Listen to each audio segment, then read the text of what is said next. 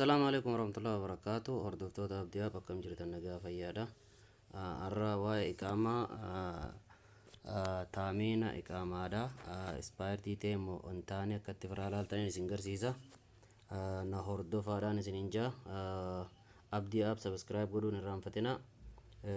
Yeroo gabaabsuudhaa fi abdii app jettanii subscribe godhaa isin yeroo gabaabsuuf isin garsiisa. Chrome seentanii Google Chrome kana seentanii Google Chrome kana seentaniituma asirratti CCHI insurance check kayyoo kanarratti search gootan jechuudha. Kan duraa kanarratti search gootanii amma kanatti isuma kanarratti search gootanii jechuudha. Kana search gootan isa kana eega barreessitan search gootan isa kana eega barreessitanii search gootanii jechuudha. Isa search gootan booda kanatti isinii dhufa. Uggoo isinii dhufee booda isuma duraa kanarratti dhooytan.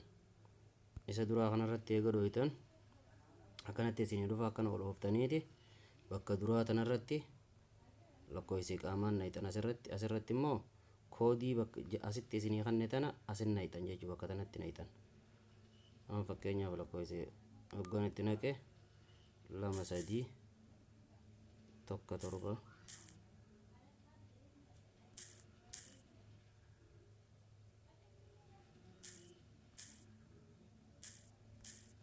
eegan akkatti itti naqe booda lakkoofsa asitti isinii kanne kana itti naytan isin eenaa biraa isinii kanna 4 9 takka 2 san booda okkee godhuu qofaa isinirraa eegama.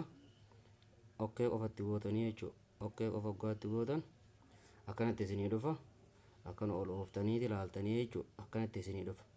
Eega akkanatti isinii dhufee addaa bal'ifachuudhaaf tuqaa sadeen tana tuyxaniiti tuqaa bakka tana tuyxaniiti guutakka irratti tuyxaniiti akkana ol ooftanii as keessa tuyxan bakka tana raayitiitti gootanii jechuudha. Isinii bal'isuuf akkanatti tuyxanii eega akkana tuyxan booda akkana bal'atee isinii dhufa. Amma fakkeenyaaf ispaayiriin isaa kunoo as jira. Ispaayiriin isaa isa kana